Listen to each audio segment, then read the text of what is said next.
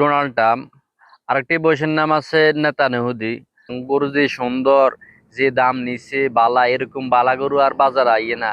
এই এলাকার সবচেয়ে সেরা গরু আমরা কোরবান দিছি। বয়সের নাম ডোনাল্ড ট্রাম্প, আরেকটি বয়সের নাম আছে নেতানিয়াহু। আবার গরুর নাম আছে সাকিব খান, হিরো আলম, আরো বিভিন্ন তারকার নাম আছে। এইসব গরু দিয়ে যদি কোরবানি দেওয়া হয় অথবা এইসব ভোঁস দিয়ে যদি কোরবানি দেওয়া হয়, তাহলে কি কোরবানি হবে? আমাদের আলেমদের যত শেখ আছে যারা ফতুয়া দেয়, তাদের উচিত এই বিষয় নিয়ে আসলে ফতুয়া দেওয়ার। অনেকে আছে আবার, ভাই গরু কত দিয়ে কিনছেন, আঙ্গুকাত গোস্ত বেশি হইব, ভাই আঙ্গুকাত গোস্ত মেলা বেশি হইছে, কোরবানি কি গোস্ত খানার লাই দেয় না আল্লাহকে সন্তুষ্ট করার জন্য দেয়?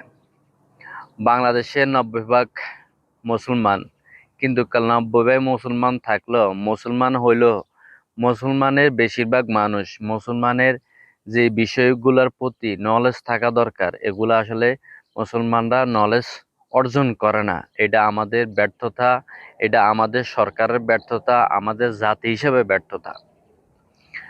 যেখানে সৌদি আরব বা আরব কান্ট্রি যেগুলাতে আছে, তারা নিজেদের মতন নিজেরা কোরবানি দেয়। কখনো কেউ কারোর কোরবানির গোস্ত কদ্দুর হইছে, কে বড় গরু দিয়ে দিছে, কে বড় ছাগল দিয়ে দিছে, কে কত দাম দিয়ে দিছে, এইগুলো কখনো সমালোচনাই করে না।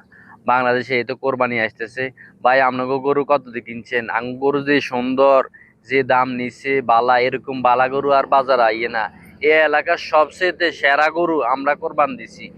এগুলা কি আসলে কোরবানির লাই উচিত? আপনারা বলেন, কমেন্টে জানান।